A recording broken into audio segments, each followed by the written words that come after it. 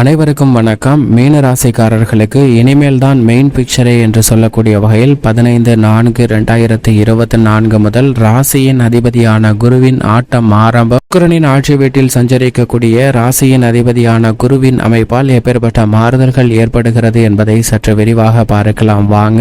மீன ராசிக்காரர்களை பொறுத்தவரைக்கும் ராசியின் அதிபதி தனஸ்தானம் என்று சொல்லக்கூடிய 2ஆம் இடத்தில் வலுவாக சஞ்சரிக்கிறாருங்க. அவர் 3ஆம் இடமான தைரியஸ்தானத்திற்குள் நுழைவது நிச்சயமாக மிகப்பெரிய அளவில் சாதகமற்ற ஒரு அமைப்பாக இருந்தாலும் மிகப்பெரிய அளவில் சிக்கலை ஏற்படுத்தி கொடுக்கக்கூடிய ஒரு அமைப்பாக இல்லை என்பதையும் உறுதிப்படுத்துகிறாருங்க. எனவே தைரியஸ்தானத்தில் ராசியின் அதிபதியான குரு நுழைந்தாலும் மிகப்பெரிய அளவில் பாதிப்புகள் எதுவும் ஏற்படாது. ஆனால் சற்று கவனத்துடன் நடந்து கொள்ள வேண்டிய ஒரு தருணமாக மீன ராசிக்காரர்களுக்கு அமைய போகிறது என்பதை ராசியின் அதிபதியான குரு உறுதிப்படுத்துகிறாருங்க.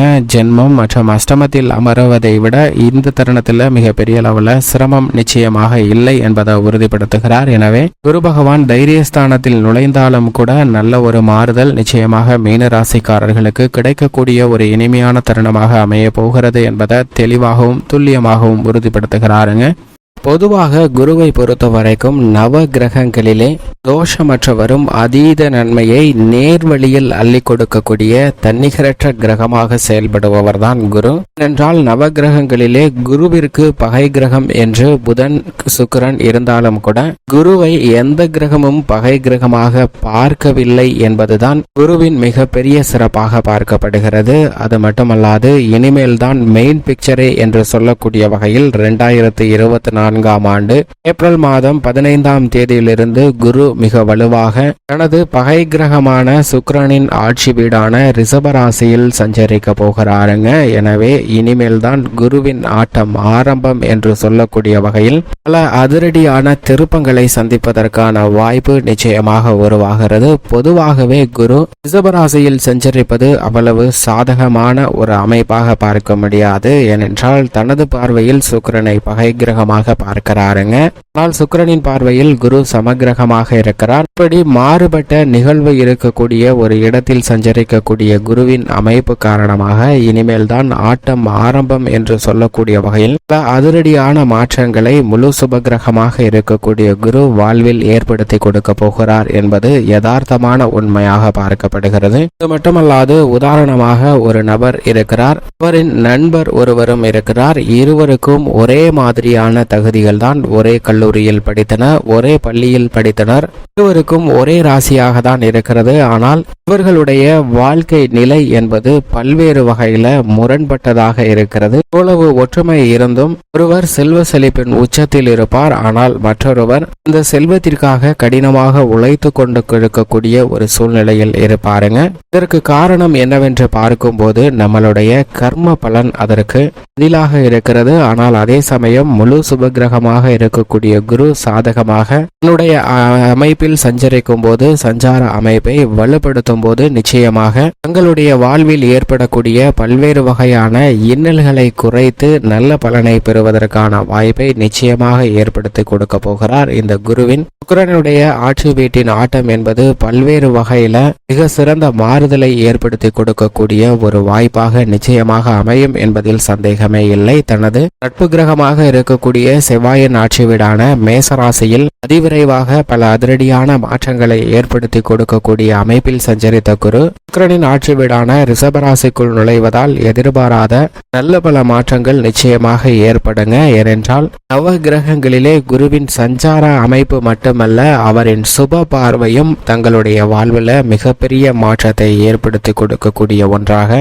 அமைகிறது என்பதுதான் யதார்த்தமான உண்மையாக பார்க்கப்படுகிறது. எனவேதான் குரு பார்க்கின் கோடி நன்மை என்பார்கள். அப்படிப்பட்ட குருவினுடைய பார்வை நிச்சயமாக 2 சமநிலையில் இருந்த நண்பர்களின் வாழ்வில் மட்டத்தில் பண வசதியில் மிகவும் குறைவான நிலையில் உள்ளவருடைய குறைபாடுகள் உள்ள இடத்தில் படும்போது அவை அனைத்தும் சாதகமாக மாறி அவரை விட உச்சத்தில் பண வளர்ச்சி பெறுவதற்கான வாய்ப்பும் செல்வ செழிப்பை அதிகரிப்பதற்கான யோகத்தையும் நிச்சயமாக ஏற்படுத்தி கொடுப்பார். ஆனால் இவை அனைத்தும் காற்றை சீற்று போன்று திடீர் அதிர்ஷ்டத்தால் நிச்சயமாக உருவாகாதுங்க. ஏனென்றால் குறுக்கு வழியிலோ அல்லது தவறான வழியிலோ சேர்க்கக்கூடிய செல்வம் நிலைக்காது என்பதை குரு உறுதிப்படுத்துகிறாருங்க. குரு வலுவாக இருக்கும் போது அனைத்து வகையான செல்வ செழிப்புகளையும் நேர்வழியில் உங்களுடைய வாழ்நாள் இறுதி வரை அனுபவிப்பதற்கான வாய்ப்பையும் நிச்சயமாக ஏற்படுத்தி கொடுக்கிறாருங்க. நவகிரகங்களிலே நேர்வழியில் செல்வ செழிப்பை அள்ளி கொடுக்கக்கூடிய குரு என்பது யதார்த்தமான உண்மையாக பார்க்கப்படுகிறது. எனவே உங்களுடைய கடின உழைப்பிற்கு நிச்சயமாக நல்ல பலனை நிறைந்து கொடுக்கிறார் என்பதில் சந்தேகமே இல்லைங்க.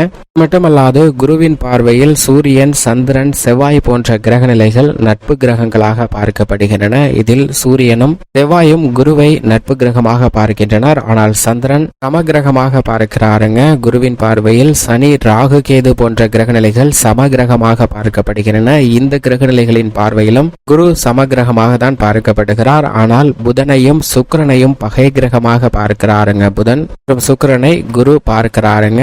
இருந்தாலும் கூட புதன் மற்றும் சுக்கிரனின் பார்வையில் குரு சமகிரகமாக பார்க்கப்படுகிறார். எனவேதான் நவகிரகங்களிலே பகை கிரகம் இல்லாத ஒரு கிரகம் என்றால் அது நிச்சயமாக குரு மட்டும்தான். எனவேதான் அவருடைய பெயர்ச்சியானது மற்ற கிரகங்களை விட மிகவும் உன்னிப்பாகவும் கவனிப்பாகவும் பார்க்க வேண்டிய ஒன்றாக உள்ளது.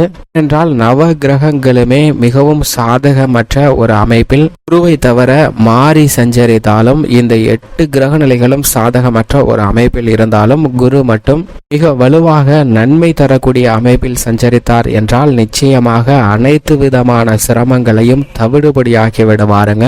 எந்த கிரகங்களால் ஏற்படக்கூடிய பாதிப்புகளையும் குறைத்து வாழ்வில் மகிழ்ச்சியும் இன்பமும் சுவிச்சமும் நிறைந்து கிடைப்பதற்கான வாய்ப்பை ஏற்படுத்தி கொடுப்பவர் நிச்சயமாக குரு மட்டும்தான். எனவேதான் வானியல் அரசன் என்றும் சொல்லப்படுகிறாருங்க. நவ கிரகங்களுக்கு மிக சிறந்த கிரகமாக பார்க்கப்படக்கூடியவராகவும் இருப்பவர் நிச்சயமாக குரு பகவான் மட்டும்தான். அவர் இந்த தருணத்தில் மிகவும் வலுவாக ரிஷபராசியில் அமர்வதால் அவருடைய ஆட்டம் பல்வேறு வகையில நன்மை நிறைந்தவையாக குடும்பம், தொழில், கலைத்துறை, அரசியல் துறை என அனைத்திலும் நிறைந்து கிடைப்பதற்கான வாய்ப்பு உருவாகிறது. ஏனென்றால் இந்த குரு பகவானை பொறுத்த வரைக்கும் இந்த துறையில் மட்டும்தான் தனது ஆதிக்கம் உள்ளது என்று சொல்லிவிட முடியாது. ஏனென்றால் குரு பகவான் அனைத்து விதமான துறைகளிலும் அனைத்து விதமான பணிகளிலும் மனித வாழ்வில் ஒவ்வொரு நொடியிலும் மிகப்பெரிய மாற்றத்தை ஏற்படுத்தி கொடுக்கக்கூடிய சக்தி வாய்ந்தவராக பார்க்கப்படுகிறாருங்க. அவருடைய உச்ச வீடாக கடகராசியும் நீச்ச வீடாக மகர ராசியும் பார்க்கப்படுகிறது. உச்சம் பெறும்போது அபரிவிதமான நன்மை அதிர்ஷ்ட யோகங்கள் நிறைந்து கிடைக்கும். இன்னும் 2 ஆண்டுகள்ல உச்சம் பெற போகிறாருங்க. எனவே அதற்கு முன்னதாக தனது பகை கிரகங்களின் வீட்டில் சஞ்சரிப்பதால் அதற்கு அடித்தளமிடக்கூடிய வகையில் நிச்சயமாக மிகப்பெரிய மாறுதலை ஏற்படுத்தி கொடுப்பார். ஏனென்றால் குரு பகவான் நீச்சம் அடையும் போதுதான் வலுவளர்ந்து இருப்பாருங்க. ஆனால் அதுபோன்ற நிகழ்வு பகை கிரகத்தில் இருந்தாலும் ஏற்படாது. ஏனென்றால் அவருடைய ஆட்டம் என்பது சற்று கூடுதலாகவே இருக்கும். அவை நன்மையை ஏற்படுத்துவதாக அமையும். எனவே இந்த தருணத்தில் மிக சிறந்த மாறுதலை சந்திப்பதற்கான வாய்ப்பு நிச்சயமாக உருவாகிறது என்பதில் சந்தேகமே இல்லை. இப்படி குரு பகவானுடைய அமைப்பு மிகவும் சிறப்பாக இருக்கக்கூடிய இந்த தருணத்தில் எப்பேற்பட்ட மாறுதல்கள் ஏற்படுகிறது என்று பார்க்கும்போது மீன ராசிக்காரர்களை பொறுத்த வரைக்கும் ராசியின் அதிபதியாகவும் 10ஆம் இடத்தின் அதிபதியாகவும் இருக்கிறாருங்க. குரு ஜீவனாதிபதியாகவும் ராசியின் அதிபதியாகவும் இருக்கக்கூடிய குரு பகவான் மிகவும் வலுவாக 2ஆம் இடமாகிய தனஸ்தானத்தில் இருந்து 3ஆம் இடமான தைரியஸ்தானம், வெற்றி ஸ்தானம் என்று சொல்லக்கூடிய 3ஆம் இடத்திற்குள் நுழைந்து அடுத்த 1 வருட காலம் சஞ்சரிக்க போகிறாருங்க. இது சற்று கவனத்துடன் எதிர்கொள்ள வேண்டிய ஒரு தருணமாக தான் மீன ராசிக்காரர்களுக்கு பார்க்கப்படுகிறது. ஆனால் மிகப்பெரிய அளவில் பாதிப்பு சிக்கலோ சந்திப்பதற்கான ஒரு சூழ்நிலை நிச்சயமாக இயலாது. ஏனென்றால் இந்த தருணத்தில் மற்ற கிரக நிலைகளின் அமைப்பு மாறி மாறி இருப்பதால் சற்று விழிப்புணர்வுடன் செயல்பட்டால் பல சிரமங்களை குறைக்க முடியும். ஆனால் முழு சுபகிரகமும் தோஷமற்றவருமாக இருக்கக்கூடிய குருவின் அமைப்பால் சிரமம் இல்லை என்றாலும் கூட இந்த தருணத்தில் சற்று விழிப்புணர்வுடன் செயல்பட வேண்டிய விஷயமாக பார்க்கப்படுவது விரய சனியின் ஆதிக்கம், ஜென்ம ராகுவின் ஆதிக்கம், அது மட்டுமல்லாது சப்தம கேதுவின் ஆதிக்கம் இருப்பதால் சற்று கவனம் என்பது நிச்சயமாக மீனராசிக்காரர்களுக்கு மற்ற ராசிக்காரர்களை விட அதீதமாக தேவை என்பதை தெளிவாகவும் துல்லியமாகவும் உறுதிப்படுத்துகிறாருங்க குருவின் சஞ்சார அமைப்பு மிகப்பெரிய அளவில் நன்மை தரக்கூடிய ஒரு அமைப்பு இல்லை என்றாலும் குரு பார்க்கின் கோடி நன்மை என்பார்கள். அப்படிப்பட்ட குருவின் சுப பார்வை 7, 9 மற்றும் 11 ஆகிய இடங்கள்ல கிடைக்கிறதுங்க. குறிப்பாக லாபஸ்தானத்தை மிகவும் வலுவுள்ளதாக மாற்றுகிறாருங்க குரு. லாபஸ்தானத்தை வலுவுள்ளதாக மாற்றக்கூடிய குருவின் அமைப்பு என்பது நிச்சயமாக பல்வேறு வகையில் ஏற்படக்கூடிய பொருளாதார ரீதியான சிக்கல்களையும் நிதி சார்ந்த சிரமங்களையும் தீர்த்து வைக்கக்கூடிய ஒரு சிறந்த அமைப்பாக பார்க்கப்படுகிறது. எனவேதான் திட்டமிட்ட காரியங்கள் அனைத்திலும் மிக சிறந்த வளர்ச்சியும் முன்னேற்றமும் நிச்சயமாக கிடைப்பதற்கான வாய்ப்பு உண்டு. உத்தியோக ரீதியாக சின்ன சின்ன சங்கடங்கள் இருந்தாலும் பெரிய அளவிற்கு உத்தியோக இழப்பு உள்ளிட்ட பல சிரமங்களை சந்திக்க வேண்டிய ஒரு சூழ்நிலை இல்லை. இந்த தருணத்தில் நீங்கள் முயற்சி செய்யக்கூடிய உத்தியோகம் சார்ந்த பணிகளில் வெற்றி கிட்டும். வெளிநாட்டு வேலை வாய்ப்பு உள்ளிட்ட விஷயங்கள் தங்களுக்கு சாதகமாக அமைவதற்கான யோகம் உண்டு. தொழில்துறை வியாபாரத்துறையின் அதிபதியாக இருக்கக்கூடிய சனி விரயத்தில் அமர்ந்திருப்பதால் சற்று அலைச்சல் அதிகரித்தாலும் கூட ராசியின் அதிபதியான குரு லாபஸ்தானத்தை வலுவாக பார்க்கிறாருங்க. எனவே நிச்சயமாக லாபம் குறைவதற்கான வாய்ப்பு இல்லை. சற்று அலைச்சலும் சிரமமும் இருந்தாலும் கூட லாபத்தை தக்க வைத்துக் கொள்வதற்கான யோகம் உண்டு. தனித்து செயல்படுவதை விட தொழில்துறை வியாபாரத்துறை ரீதியான பணிகளில் கூட்டு முயற்சியில் ஈடுபடக்கூடிய மீனராசிக்காரர்களுக்கு மிகப்பெரிய அளவில் அசுர வளர்ச்சி நிச்சயமாக கிடைக்கும் என்பதை சனி மற்றும் ராசியின் அதிபதியாக இருக்கக்கூடிய குரு உறுதிப்படுத்துகிறாருங்க. இந்த தருணத்தில் புதிய கிளைகள் திறத்தல் உள்ளிட்ட பணிகளில் நல்ல முன்னேற்றம் உண்டு. அரசாங்க சலுகைகள் நிச்சயமாக கிடைக்கும். அலைச்சல் அதிகரித்தாலும் அதன் காரணமாக ஆதாயம் நிறைந்து கிடைக்கக்கூடிய யோகம் நிச்சயமாக மீனராசிக்காரர்களுக்கு உண்டு என்பதை தெளிவாகவும் துல்லியமாகவும் உறுதிப்படுத்துகிறாருங்க. குடும்ப ரீதியான விஷயங்கள்ல தைரியஸ்தானத்தில் ராசியின் அதிபதியான குரு அமருவதால் நிச்சயமாக எப்பேற்பட்ட பிரச்சனையாக இருந்தாலும் தைரியத்துடன் எதிர்கொண்டு அவற்றை சிறப்பாக மாற்றிக்கொள்வது அதற்கான யோகம் நிச்சயமாக மீனராசிக்காரர்களுக்கு உண்டு. அதே சமயம் பல்வேறு விதமான சுப நிகழ்வுகள்ல எந்த விதமான தடையும் ஏற்படாது. திருமண பாக்கியம் நிச்சயமாக கிடைக்கும். புத்திர பாக்கியம் நிறைந்து கிடைக்கக்கூடிய ஒரு தருணமாகவும் அமைகிறது என்பதை புத்திரக்காரராக இருக்கக்கூடிய ராசியின் அதிபதியான குரு உறுதிப்படுத்துகிறாருங்க. எனவே தைரியத்துடனும் துணிச்சலுடனும் குடும்ப ரீதியான பணிகள் பலவற்றை மேற்கொள்ள முடியும். உறவினர்களுக்கிடையே ஏற்பட்ட மன வருத்தமும் சங்கடமும் விலகி ஒற்றுமை அதிகரிக்கக்கூடிய ஒரு இனிமையான தருணமாக அமைவதற்கான யோகம் உண்டு.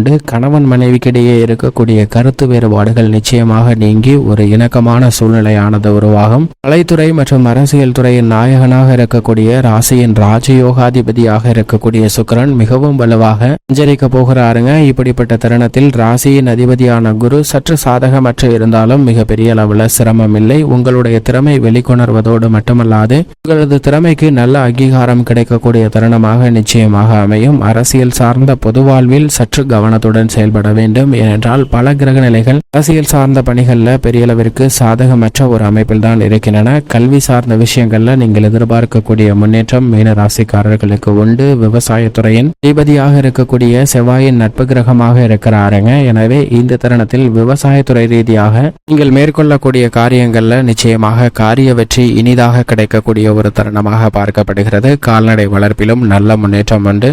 அதே சமயம் புதிய நிலம் வாங்குதல் உள்ளிட்ட பணிகளில் சின்ன சின்ன தடைகள் இருக்கலாம். பெண்மணிகளின் நலனுக்கு பொறுப்பேற்ற குரு தைரியஸ்தானத்தில் வலுவாக சஞ்சரிக்கும் போது தைரியமும் துணிச்சலும் இரட்டிப்பாகும். இந்த தருணத்தில் எதிர்பார்க்கக்கூடிய பல்வேறு வகையான சுப நிகழ்வுகள் இனிமையாக நடைபெறக்கூடிய அதிர்ஷ்டம் நிறைந்த ஒரு தருணமாக பெண்மணிகளுக்கு பார்க்கப்படுகிறது. பெண்மணிகள் எதிர்பார்க்கக்கூடிய எதிர்பார்ப்புகள் சின்ன சின்ன தடையை சந்தித்தாலும் அவை மனநிறைவை தரக்கூடிய வகையில் நிச்சயமாக அமைவதற்கான யோகம் மீனராசிக்காரர்களுக்கு உண்டு என்பதை குரு உறுதிப்படுத்துகிறாருங்க. மேலும் சாதகமாக மாற்றிக்கொள்ள வியாழக்கிழமை விரதம் இருந்து அருகாமையில் உள்ள குரு பகவான் ஆலயம் சென்று வழிபாடு செய்யுங்கள். என்றால் அவருக்கு பிடித்த பசுவிற்கு உணவளியுங்கள். நிச்சயமாக நல்லதொரு மாறுதலும் முன்னேற்றமும் மீனராசிக்காரர்களுடைய வாழ்வில் இனிதாக கிடைக்கும் என்பதில் சந்தேகமே இல்லை.